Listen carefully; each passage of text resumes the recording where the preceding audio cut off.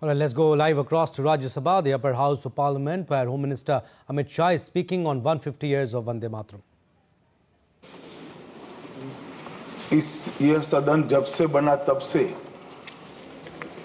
कई सारे ऐतिहासिक पल इस सदन ने जिए भी हैं और सदन की कार्यवाही के माध्यम से राष्ट्र जीवन की स्मृति में वो समाहित भी हुए हैं। मेरा मानना है कि ये जो आपका निर्णय है, सदन का निर्णय है कि वंदे मातरम के 150वें साल के प्रवेश पर ये महान सदन वंदे मातरम के भाव के लिए, वंदे मातरम के यशोगान के लिए और वंदे मातरम को चिरंजीव बनाने के लिए एक चर्चा करे और इस चर्चा के माध्यम से विशेषकर हमारे देश के बच्चे, किशोर, युवा, आने वाली पीढ़ियों तक वंदे मातरम का आजादी के लिए योगदान, वंदे मातरम गान की रचना में राष्ट्रभक्ति और राष्ट्र की संस्कृति के प्रति समर्पण का जो भाव है, उसका आने वाले महान भारत की रचना में योगदान, इसके संकल्प के साथ जुड़ाव, ये सभी चीजों से हमारी आने वाली पीढ़ियां भी युक्त हो। इसलिए मैं आपका और सदन के सभी सदस्यों का हृदयपूर्वक बहुत बहुत अभिनंदन करना चाहता हूं कि आज ये चर्चा यहां पर आकार ले रही है। महोदय, हम सब सौभाग्यशाली हैं कि हम एक ऐतिहासिक पल के साक्षी भी बन रहे हैं और इसमें हिस्सा भी ले रहे हैं। ये महान सदन में जब वंदे मातरम की चर्चा हो रही है, तब कल कुछ सदन सदस्यों ने लोकसभा में प्रश्न उठाया था कि आज वंदे मातरम की चर्चा, वंदे मातरम पर चर्चा की जरूरत क्या है।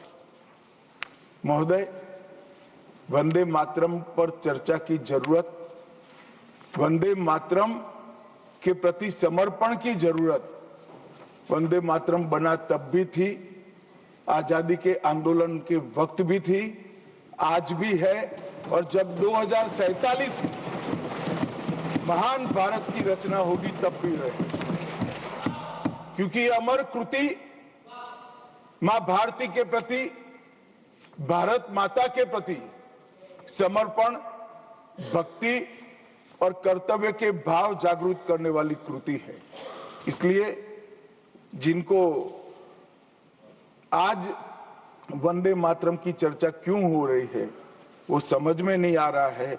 मुझे लगता है कि उन्होंने नए सिरे से अपनी समझ पर ही सोचने की जरूरत है। कुछ लोगों को इसमें दिखता है कि बंगाल में चुनाव आने वाला है, इसलिए वंदे मातरम की चर्चा हो रही है। वो वंदे मातरम के महिमा मंडन को बंगाल के चुनाव के साथ जोड़कर कम करना चाहते हैं। ये सही है कि वंदे मातरम की रचनाकार बंकिम बाबू बंगाल में पैदा हुए, बंगाल में गीत की रचना हुई और आनंद मठ जिसमें बाद में वंदे मातरम समाहित हुआ, उसकी पृष्ठभूमि भी की बंगाल थी। मगर जब वंदे मातरम का प्रकटीकरण हुआ, वंदे मातरम बंगाल तक सीमित नहीं रहा था, देश तक भी सीमित नहीं रहा था। दुनिया भर में जहां पर आजादी के दीवाने थे वो गुप्त बैठक भी करते थे तो पहले वंदे मातरम का गान कर बैठक की शुरुआत। और आज भी सरहद पर हमारा जवान जब अपना सर्वोच्च बलिदान देता है, ये आंतरिक सुरक्षा के लिए देश के पुलिस का जवान सर्वोच्च बलिदान देता है, तो जब वो अपने प्राण त्यागता है, इसके मुंह पर एक ही मंत्र होता है, वो वंदे मातरम। मान्यवर, ये वंदे मातरम का गान, वंदे मातरम का गीत, ये भारत माता को गुलामी की जंजीरों से मुक्त करने का नारा बना था, आजादी के उद्घोष का नारा बन चुका था, आजादी के संग्राम का एक बहुत बड़ा प्रेरणा स्रोत बना था और शहीदों को अंतिम बलिदान, सर्वोच्च बलिदान देते वक्त अगले जन्म में भी भारत में ही जन्म लेकर फिर से मां भारती के लिए बलिदान करने की प्रेरणा वंदे मातरम से मिली। और ये चिर पुरातन राष्ट्र को अनेक सदियों तक अपनी संस्कृति के रास्ते पर आगे बढ़ाने की प्रेरणा भी कई सारे मनुष्यों को इस वंदे मातरम से ही मिली। वंदे मातरम की दोनों सदनों में इस चर्चा से, वंदे मातरम के महिमा मंडन से, वंदे मातरम के गौरव गान से हमारे बच्चे, किशोर, युवा और आने वाली कई पीढ़ियां वंदे मातरम के महत्व को भी समझेगी और उसको राष्ट्र के पुनर्निर्माण का एक प्रकार से आधार भी बनाएगी। मान्यवर, बंकिम चंद्र चट्टोपाध्याय जी ने 7 नवंबर 1875 को वंदे मातरम की रचना उनकी सार्वजनिक हुई। यह दिन कार्तिक शुक्ल नवमी का था। अक्षय नवमी या जगद्धात्री पूजा के रूप में यह दिन मनाया जाता है। और जब रचना की तब शुरू में कुछ लोगों को लगा कि एक उत्कृष्ट साहित्यिक कृति है, परंतु देखते देखते देखते वंदे मातरम का एक गीत देशभक्ति, त्याग और राष्ट्रीय चेतना का प्रतीक बन गया, जिसने हमारे आजादी के आंदोलन का रास्ता प्रशस्त किया। और कब वंदे मातरम की रचना हुई? वंदे मातरम की रचना की पृष्ठभूमि हम सब ने जरूर याद करनी चाहिए।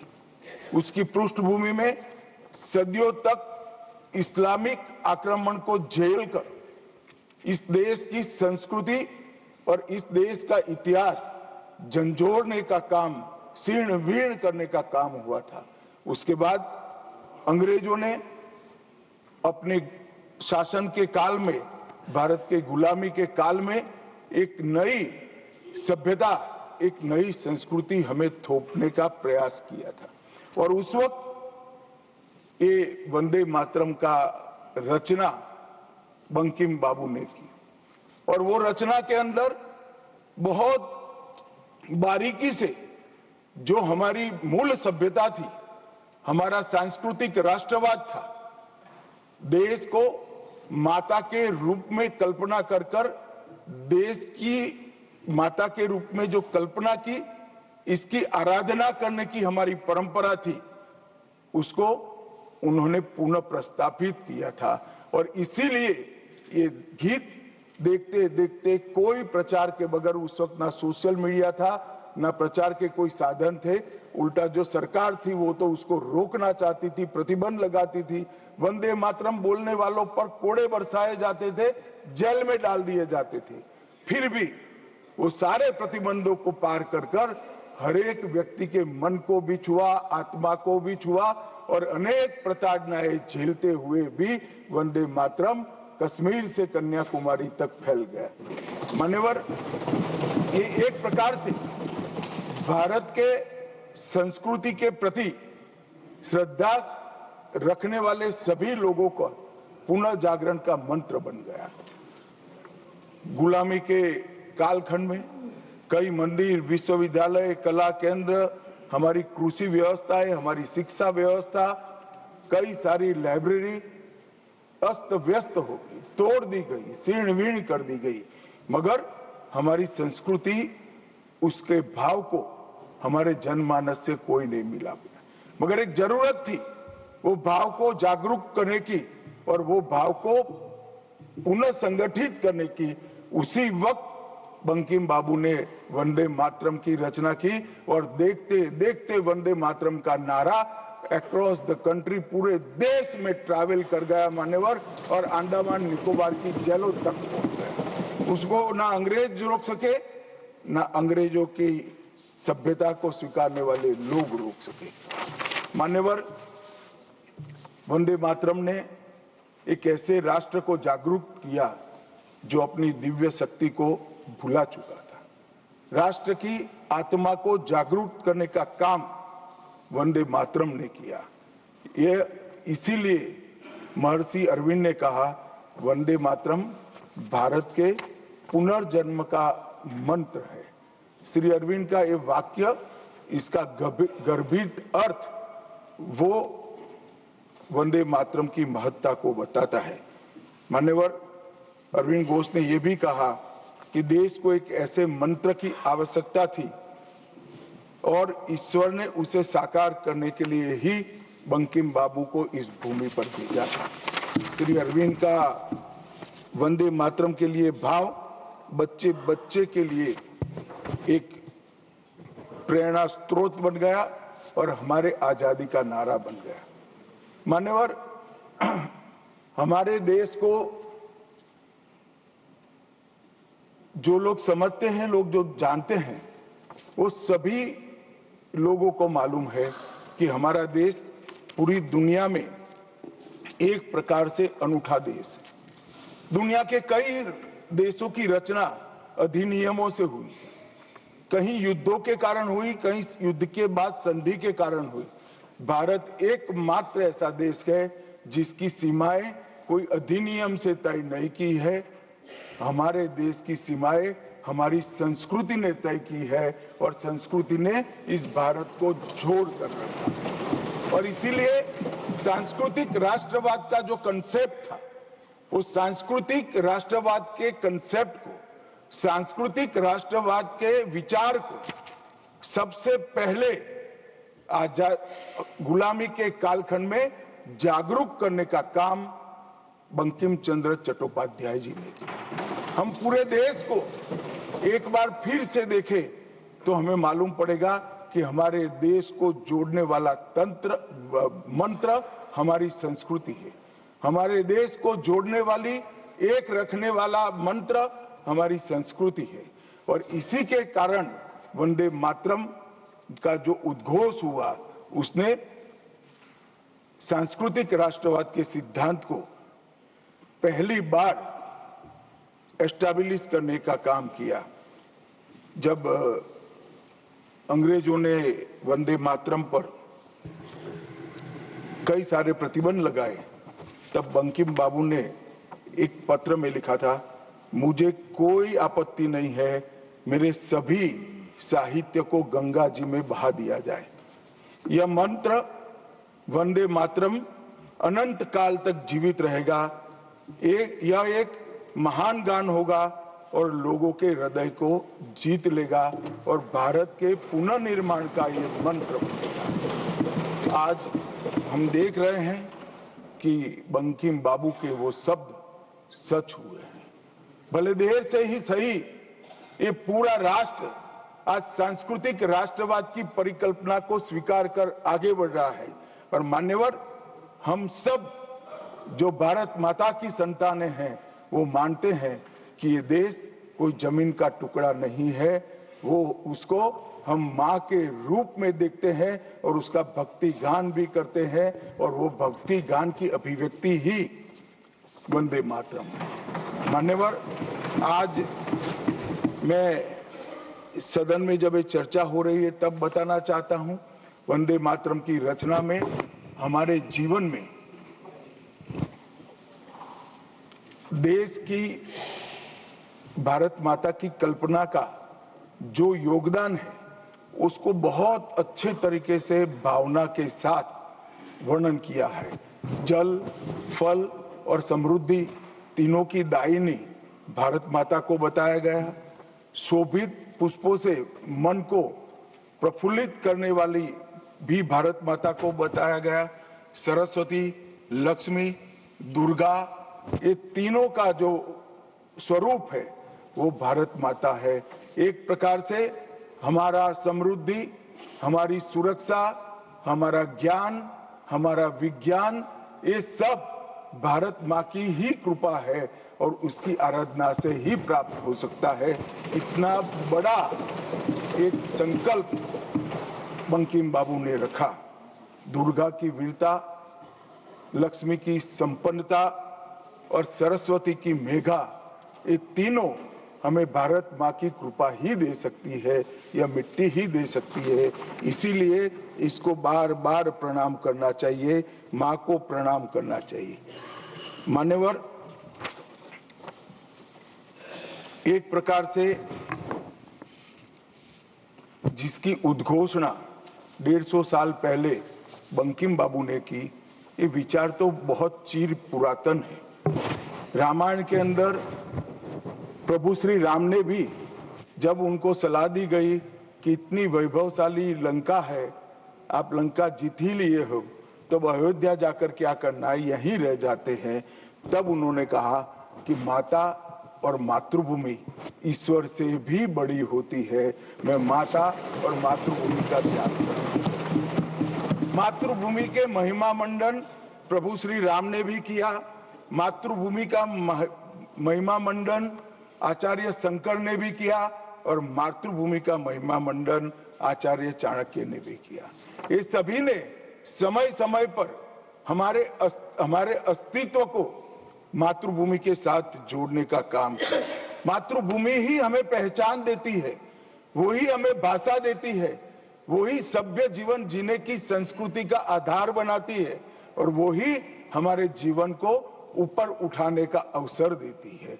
इसलिए मातृभूमि से ज्यादा कुछ हो नहीं सकता।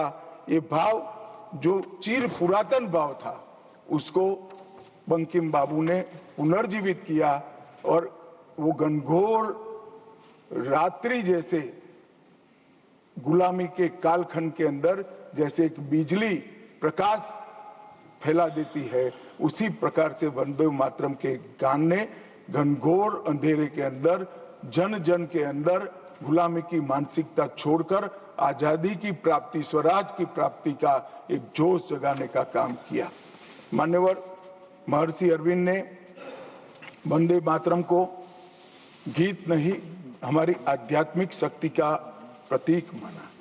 उन्होंने बहुत सुंदर तरीके से वर्णन किया है कि स्थूल, सूक्ष्म और कारण तीनों प्रकार से वंदे मातरम भारत की शक्ति को जगाता है। स्थूल शरीर, वंदे मातरम का उच्चारण हमारी शरीर में शक्ति और उत्साह भरता है। राष्ट्रभक्ति की क्रिया प्रक्रिया शक्ति को जगाती है। सूक्ष्म शरीर हमारे भावनाएं, हमारे विचारों को वो शुद्ध करता है और हमारी चेतना को वो जागरूक करता है। और कारण आध्यात्मिक शरीर में भी उन्होंने कहा कि बंकिम बाबू एक ऋषि चेतना से प्राप्त मेघा से ही वंदे मातरम की रचना किए हैं। और बहुत अच्छे तरीके से उन्होंने कहा, ये गीत केवल देशभक्ति की, देश प्रेम की अभिव्यक्ति नहीं है, बल्कि भारत माता की दिव्य शक्ति का आह्वान है। भारत की मूल चेतना, सनातन शक्ति, उसको पुनर्जीवित करने का ये वंदे मातरम मंत्र है। और इसीलिए आजादी के वक्त सभी हमारे नेताओं ने वंदे मातरम को आजादी के आंदोलन का आधार बनाने का काम किया। कई सारे हमारे आजादी के संग्राम के सेनानी जिनको अंग्रेजों ने फांसी पर चढ़ाया, इस सब में एक चीज सामान्य निकल कर आती है, तो फांसी के तख्ते पर चढ़ते चढ़ते जो शहीद अंतिम शब्द बोले, वो सभी के मुंह से वंदे मातरम ही निकला। स्वदेशी का आह्वान करना हो, विदेशी माल का बहिष्कार करना हो, राष्ट्रीय शिक्षा का आह्वान जगाना हो, हर वक्त राष्ट्रभक्ति जगाते वक्त वंदे मातरम का उद्घोष इस देश ने सुना भी इस देश ने महसूस भी किया। पंजाब के गदर आंदोलन में वंदे मातरम के शीर्षक से कई पर्चे बांटे गए। महाराष्ट्र में वंदे मातरम के विशेष अंक गणपति और शिवाजी के उत्सव में बांटे जाते थे। तमिलनाडु में सुब्रह्मण्यम भारती जी ने तमिल अनुवाद कर हिंद महासागर को भी क्रांति की चेतना से आंदोलित कर दिया था। मान्यवर, 1907 में कलकत्ता में वंदे मातरम नाम का एक अंग्रेजी अखबार शुरू हुआ, जिसके संपादक महर्षि अरविंद थे। ब्रिटिश सरकार ने उसको सबसे खतरनाक राष्ट्रवादी पत्र माना। वो राष्ट्रवादी भी कहते थे और खतरनाक भी कहते थे, और श्री अरविंद पर राजद्रोह का मुकदमा भी चला और उनको सजा भी गई।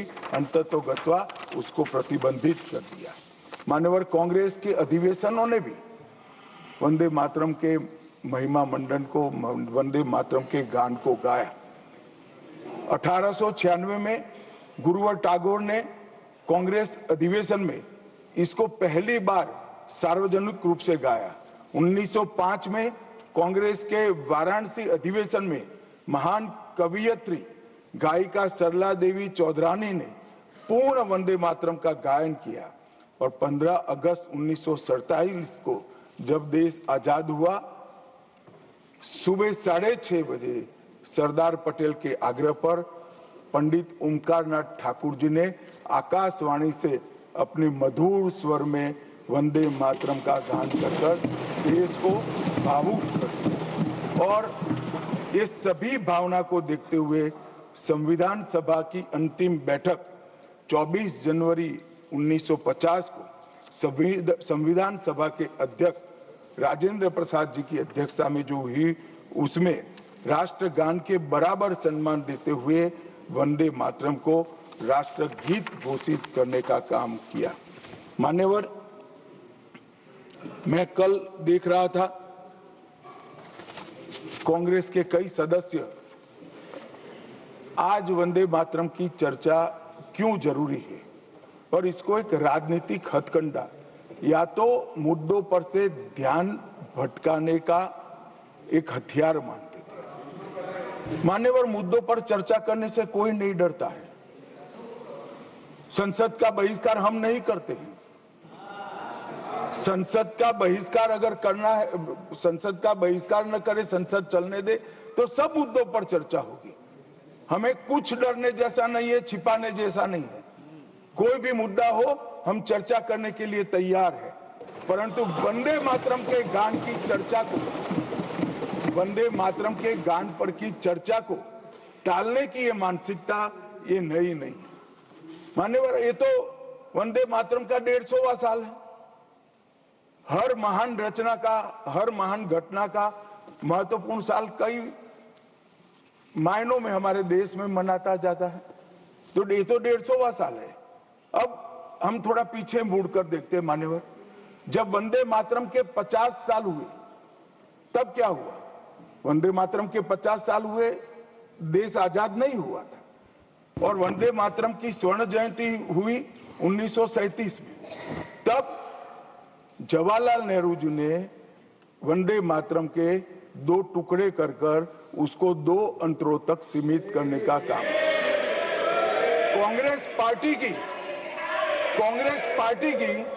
50वें साल में जो एक प्रकार से वंदे मातरम का महिमा मंडन करने की पद्धति थी,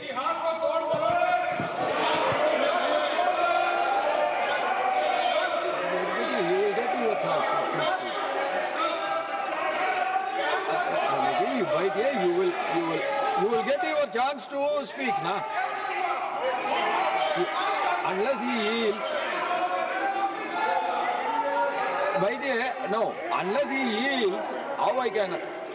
Unless he yields, how I can? मान्यवर, 1 मिनट में उनको बहुत समय दिया गया, अपने समय पर बोले ना, मुझे कोई आपत्ति नहीं। आपका समय, खड़गे साहब आपका समय आएगा। Garge ji, सभापति you are going to get your time. Please wait. Garge ji, you are going to get your time. Please wait. Let him speak.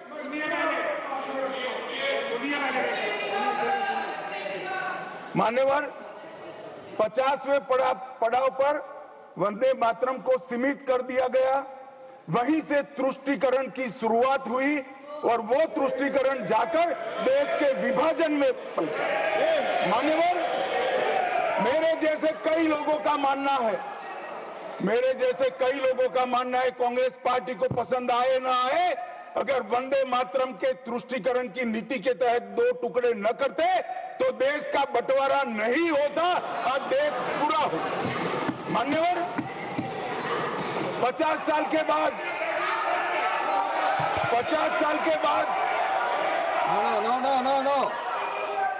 No, nothing will 50 साल go के on बाद record except honorable minister's speech. Please. मान्यवर 50 साल के बाद वंदे मातरम 100 साल का हुआ। सबको था कि 100 साल मनाए जाएंगे, 100 साल मनाए जाएंगे, मगर 100 साल हुआ तब वंदे मातरम का महिमा मंडन का सवाल ही नहीं था, क्योंकि वंदे मातरम बोलने वाले जो सारे लोग थे उनको इंदिरा जी ने जेल में बंद कर दिया। इस देश में आपातकाल लगाया गया। विपक्ष के लाखों लोगों को, लाखों समाज सेवियों को, स्वयंसेवी संगठन के लोगों को जेल में भर दिया गया। कोई कारण के बगैर अखबारों पर ताले लगा दिए गए। यहां तक कि आकाशवाणी में उस वक्त एक ही माध्यम था, आकाशवाणी में किशोर कुमार की आवाज ही नहीं आती थी, ड्यूएट गाने भी लता जी की आवाज में ही आते थे। मान्यवर, पूरे देश को जब वंदे मातरम 100 साल का हुआ, पूरे देश को बंदी बनाकर रख दिया। और कल 150वां साल है। 150वें साल में लोकसभा में चर्चा हुई। साहब, ये कांग्रेस पार्टी की स्थिति देखिए। जिस कांग्रेस पार्टी के अधिवेशनों की शुरुआत गुरुवर टैगोर जैसे लोग वंदे मातरम गाकर कराते थे। वंदे मातरम कांग्रेस पार्टी के आजादी के आंदोलन का एक मंत्र बना था। वो वंदे मातरम के महिमा मंडन करने के लिए जब लोकसभा में चर्चा हुई, गांधी परिवार के दोनों सदस्य नदारद थे, दो में से एक भी। वंदे मातरम का विरोध आज भी जवाहरलाल नेहरू से लेकर आज के कांग्रेस के नेतृत्व तक कांग्रेस के खून के अंदर बसा। मान्यवर,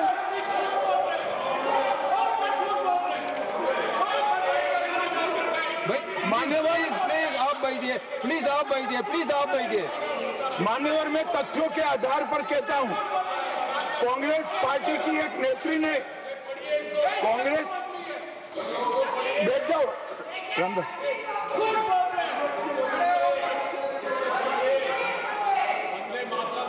अरे दिग्विजय जी, अब नौकरी पक्की है इस आयु में, क्या कर रहे हो भैया?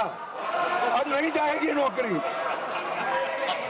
मान्यवर, मैं जो कह रहा हूं वो रिकॉर्ड का हिस्सा है दूसरे सदन का। मान्यवर, दूसरे सदन की चर्चा में कांग्रेस पार्टी की एक प्रमुख नेत्री ने कहा है कि वंदे मातरम की आज चर्चा की कोई जरूरत नहीं है। मुझे मालूम नहीं पड़ता कि वंदे मातरम से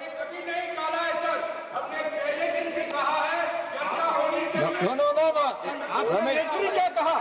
जयराम रमेश जी, प्लीज बैठिए, प्लीज आप बैठिए जी।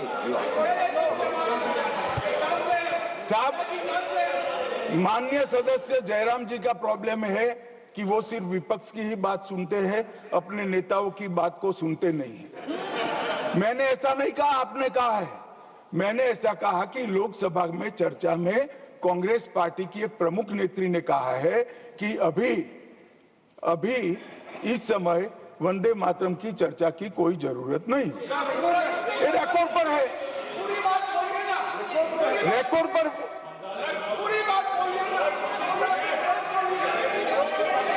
मान्यवर, आप बैठिए।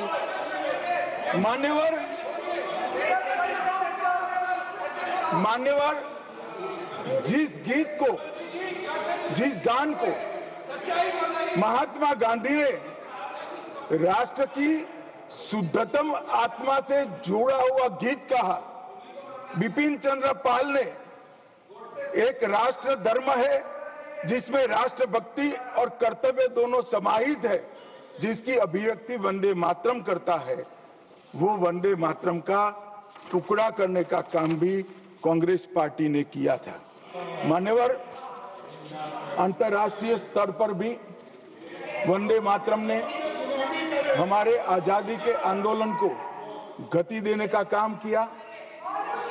श्यामजी कृष्ण वर्मा, मैडम भिखाजी कामा और वीर सावरकर ने जो भारत का त्रिवर्ण ध्वज निर्मित किया था, उस पर स्वर्णिम अक्षर में एक ही नाम था, वंदे मातरम।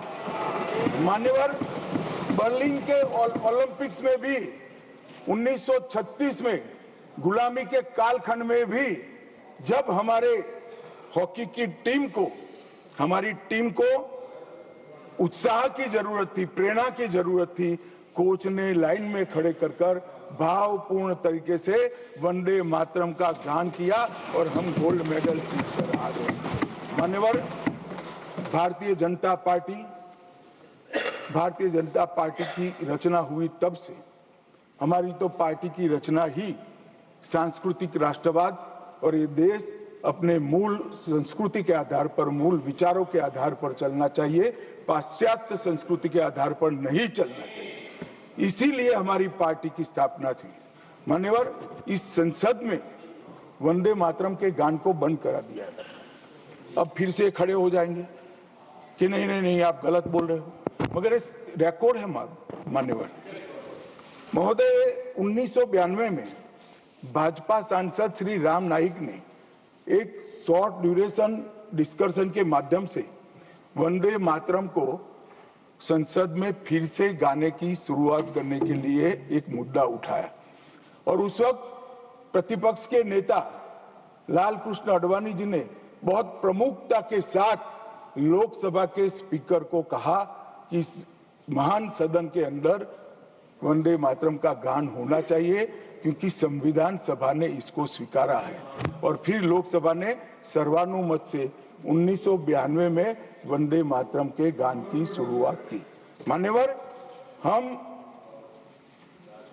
जब वंदे मातरम की गान की शुरुआत कर रहे थे, उस वक्त भी मैं नाम देना नहीं चाहता, वरना औचित्य के सवाल उठाएंगे, कुछ टेक्निकल मुद्दे उठाएंगे, मगर इंडिया अलायंस के ढेर सारे लोगों ने, मेरे पास नाम की सूची है, इनको आपत्ति नहीं हो तो मैं पढ़ सकता हूं, ढेर सारे लोगों ने कहा था कि हम वंदे मातरम नहीं गाएंगे, ना बोल दिया। और मैंने मेरी आंख से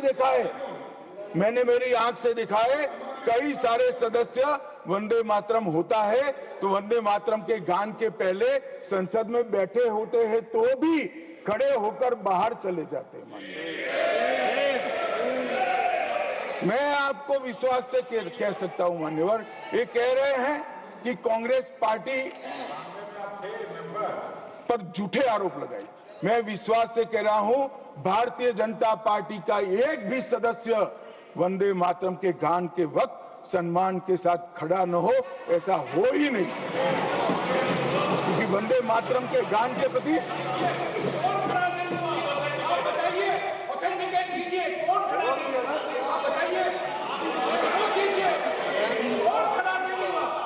आप बैठिए, आप बोथ बैठिए प्लीज, आप बोथ बैठिए प्लीज, बैठिए please. You will get your chance to speak. You can say your opinion when the turn comes to you.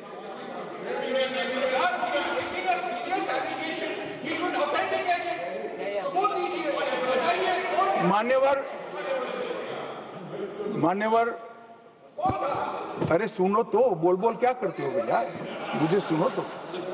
मान्यवर, सम्मानीय सदस्य जी ने कहा है कि कौन कौन कांग्रेस पार्टी के लोगों ने वंदे मातरम नहीं गाने के लिए स्टेटमेंट दिया है और संसद के वक्त बाहर चले गए हैं।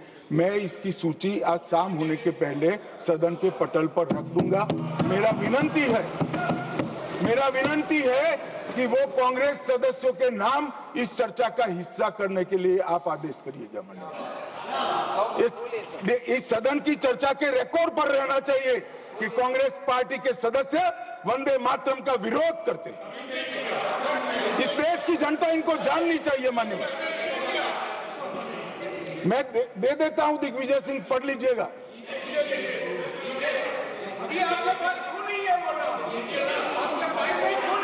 मान्यवर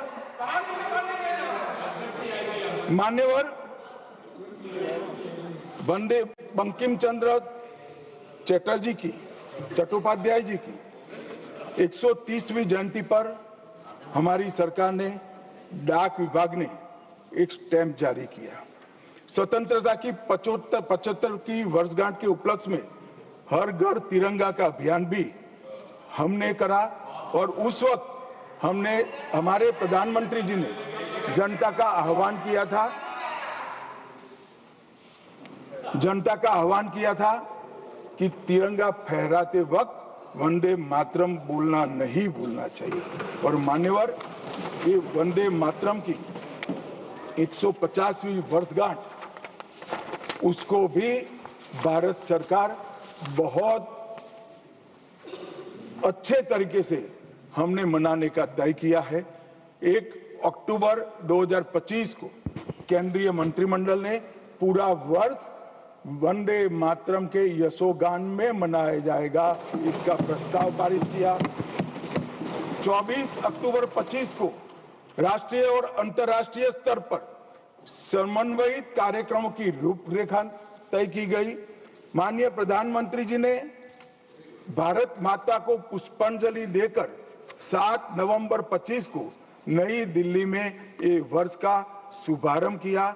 उसका चरण 1 नवंबर में हो चुका है, चरण 2 जनवरी 26 में होगा, चरण 3 अगस्त 26 में होगा और चरण 4 नवंबर 26 में होगा।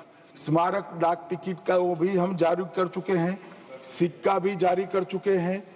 वंदे मातरम नाद एकम रूप अनेकम ऐसे शीर्षक से 75 वादकों द्वारा विशेष सांस्कृतिक प्रस्तुतिकरण की रचना भी हो चुकी है और सुबह 10 बजे उस दिन 7 नवंबर को देश भर में सामूहिक वंदे मातरम का गान भी भारत सरकार के आह्वान पर देश की जनता ने किया।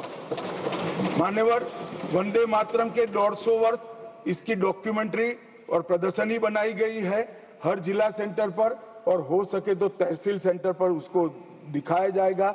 डिजिटल मोड पर करोड़ों लोगों को वो प्रदर्शनी भी भेजी जाएगी। ऑल इंडिया रेडियो, दूरदर्शन और एफएम चैनलों पर विशेष कार्यक्रमों को प्रसारित करने का हमने आयोजन किया है। प्रेस सूचना ब्यूरो द्वारा टायर T2 और टायर 3 शहरों में चर्चा सभाएं का आयोजन होने वाला है।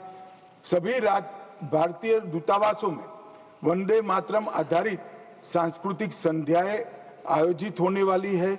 Vande Mataram salute to mother earth के तहत वृक्षारोपण अभियान चालू है। हाईवे पर देशभक्ति आधारित वंदे मातरम के इतिहास को दर्शाते हुए भित्ति चित्र भी हम रखने वाले हैं। रेलवे स्टेशन और हवाई अड्डों पर LED डिस्प्ले के माध्यम से सार्वजनिक घोषणा भी होगी और वंदे मातरम और बंकिम चंद्र चट्टोपाध्याय जी पर 25 लघु फिल्में 1-1 मिनट की बनाने का भी हमने शुरुआत कर लिया है। मान्यवर, देश के प्रधानमंत्री जी ने लाल किले से अमृत काल के लिए पंच प्रण की घोषणा की थी। इसमें एक, जब देश आजादी की शताब्दी मनाता हो उस वक्त विकसित भारत का लक्ष्य हमने तय करना है। गुलामी की हर मानसिकता से मुक्ति प्राप्त करनी है। अपनी विरासत पर गर्व लेना है। देश की एकता और एकजुटता और अखंडितता को हमें संभाल कर रखना है और नागरिकों में कर्तव्य की भावना को हमें आगे बढ़ाना है। मान्यवर, जब देश के आजादी के 75 साल हुए, कोरोना काल होने के बावजूद 2 साल तक पूरे देश के हर गांव-गांव में आजादी के अमृत महोत्सव को मनाया गया। अमृत महोत्सव के माध्यम से इस देश की युवा पीढ़ी को हमारी 1857 से 1947 तक की पूरी आजादी के संघर्ष को हमारे युवाओं को परिचित कराया। कई नामी, कई अनामी, जिनके नाम भी इतिहास में दर्ज नहीं हुए, ऐसे स्वतंत्रता संग्राम के नायकों को ढूंढकर उनके स्मारक बनाए गए। देश भर में कई कार्यक्रम हुए और देशभक्ति का एक नया ज्वार खड़ा करने का प्रयास आजादी के बाद पहली बार 75 साल जब मनाए गए तब हुआ। और वहां से अटके नहीं, माननीय प्रधानमंत्री जी ने अमृत काल का विचार रखा। आजाद हुए तब से 75 साल जितनी भी सरकारें आई, अच्छा काम किया, सबने देश को बहुत आगे बढ़ाया है। हमने हमारे लोकतंत्र को पाताल से भी गहरा पहुंचाया है। हमारे लोकतंत्र की जड़ें आज मजबूत हो चुकी है मान्यवर। मगर 75 से 100 साल का एक कालखंड अमृत काल के रूप में इसका नामकरण प्रधानमंत्री नरेंद्र मोदी जी ने करा और देश के युवाओं के सामने एक संकल्प रखा मान्यवर कि आजादी का अमृत महोत्सव से आजादी की शताब्दी तक ये जो पूरा कालखंड है वो देश को महान बनाने का कालखंड के रूप में हम उसको चैलेंज के रूप में लेंगे, एक चुनौती के रूप में लेंगे। और जब आजादी की शताब्दी मनाई जाएगी, ये देश पूरे विश्व में हर क्षेत्र में नंबर 1 पर होगा। ऐसे देश की और मान्यवर संकल्प आज प्रधानमंत्री जी का अकेले का नहीं है, कोई एक पॉलिटिकल पार्टी का नहीं है। कुछ लोग भले उसको राजनीतिक नारा समझते हो, मगर ये संकल्प 140 करोड़ भारतीयों का संकल्प है और ये पूरा होकर। और इसीलिए ये दैव योगी ही है कि जब अमृत काल हम मना रहे हैं तभी वंदे मातरम के 150वां साल आज आया है। और फिर से एक बार इसके माध्यम से हम राष्ट्रभक्ति को जगाने का काम करेंगे। मान्यवर, मैंने पहले भी कहा कि वंदे मातरम काल बाह्य कभी नहीं होगा। उसकी रचना हुई तब भी उसकी इतनी ही जरूरत थी जितनी आज है। और मान्यवर, उस जमाने में वंदे मातरम देश को आजाद बनाने का कारण बना और अमृत काल में देश को विकसित और देश को महान बनने का नारा वंदे मातरम बनेगा, इसका मुझे पूरा विश्वास है। और मैं मानता हूं कि सदन में बैठे हुए सभी सदस्यों की साझी जिम्मेदारी है कि हम बच्चे के मन में वंदे मातरम के संस्कार पुनः जागृत करें, हर युवा के मन में वंदे मातरम के नारे को प्रस्थापित करें, हर किशोर को वंदे मातरम की व्याख्या के रास्ते पर अपना जीवन समर्पित करने के लिए उसको प्रेरित करें। और वंदे मातरम का ये उद्घोष ही हमारे आजादी के सेनानियों ने जो भारत की कल्पना की थी वो भारत की रचना का कारण बनेगा। और मैं मानता हूं कि सदन की भावना हमारी युवा पीढ़ी तक विशेषकर पहुंचेगी, इसका मुझे पूरा विश्वास है। आपने मुझे समय दिया, इसलिए मैं आपका पूरा धन्यवाद कर मेरी वाणी को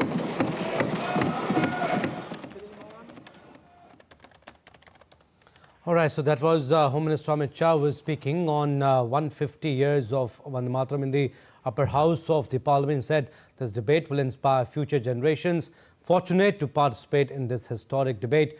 Vande Mataram, a melody that has become a movement. He said the relevance of Vande Mataram was there before, it's there today also, and will remain in the future too. On November 7, 1875, he said Bankim Chandra Chattopadhyay composed Vande Mataram, and it all started from there. Vande Mataram reignited the soul of the nation during the freedom struggle. And hailing Bankim Babu, Bankim Chandra Chattopadhyay, he said cultural nationalism was ignited by him while writing Vande Mataram. Also recalled how the national song became a clarion call for unity when the Britishers started to divide and rule. He added that the British were forced to ban Vande Mataram, and they even brought in laws to prevent the printing and propagation of Vande Mataram.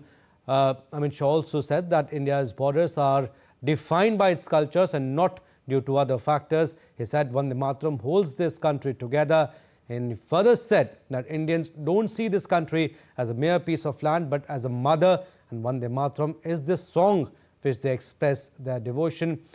The Home Minister also said that a decision by the Congress to accept the first two stanzas and drop the remaining stanzas of Vande Mataram by Bankim Chandra Chattopadhyay started the appeasement policy and led to the division of the country.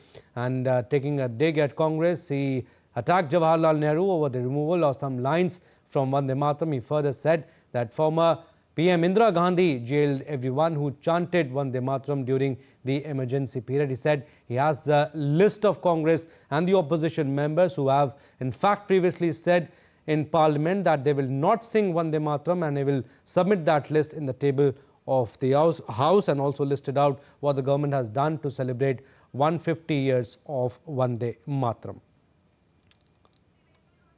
All right, we'll go across to DD India's Dibyendu Mondal. Dibyendu, Prime Minister Narendra Modi spoke for an hour almost yesterday. Home Minister also spoke for long, leading the debate of Vande Mataram in Rajya Sabha. Tell us what stood out in his speech.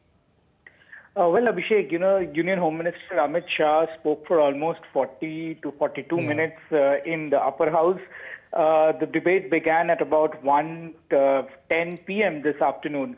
So, of course, on the lines of what we heard from Prime Minister Narendra Modi yesterday on celebrating the songs of celebrating Vande Bharat as a matter of fact, as a song that unites India. Similar tone was initially seen by expressing by Union Home Minister Amit Shah. Later on, he went on to take a dig at the Congress. Even yesterday, when Priyanka Gandhi, the Congress leader in Lok Sabha, said that there was no need for a discussion at this point in time because the BJP, she accused, wants to dwell in the past.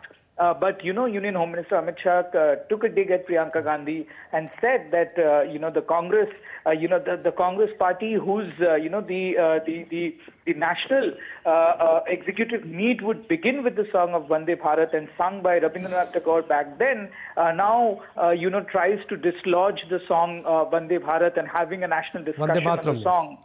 Vande Mataram, I beg your pardon. So therefore, this attack or a dig at the senior Congress leaders by Union Home Minister Amit Shah perhaps gives an indication to the fact that the BJP is absolutely serious in promoting this song and bringing this song to the household, and especially for the younger generation who may not be connected with this song at the moment. But then, he also outlined the steps that the government is taking and is going to take over the next 1 year, the various programs and the plans of the government. He also mentioned about how several programs should also be run in our own broadcaster, which is the Doordarshan. So therefore, he has outlined the steps that the government will be taking over the next 1 year as India celebrates the completion of 150 years of the national song Vande Mataram, and also speaking about the historical references of the song and how it played an important, crucial role during India's freedom and independence movement. Yes, Dibyendu, like you also mentioned, he revisited the historical roots of Vande Mataram and its role in the freedom struggle. He hailed Bankim Chandra Chattopadhyay. He compared the song's milestones with two difficult periods also. PM Modi also referred to that, colonialism and also the emergency. Tell us how MPs across parties responded to that. Well, when Amit Shah was, of course, talking about how the Congress tried to stifle the song Vande Mataram during that period of time and also during emergency, there was ruckus from the opposition benches. And of course, if you ask me how the MPs reacted, even, Amit Shah took a dig at Digvijay Singh, who is a senior Congress leader and has been a CM of Madhya Pradesh, repeatedly saying that, that he is on, he wouldn't lose his job if he doesn't create that that ruckus in Parliament. He also took a dig at Jairam Ramesh. So therefore, this is classic Amit Shah style of talking in Parliament. He responds to the opposition when he talks because unlike many other leaders, he responds to the opposition benches when they make some or the other commentary during that speech. But of course, from the Treasury benches, of course, it was, and also from the all other NDA parties that were present in the Rajya Sabha, was of course, elated to the fact that, the Union Home Minister Amit Shah is bringing out some details, reconnecting the past, highlighting how the song in the past has played an important role in keeping the country's, freedom struggle alive.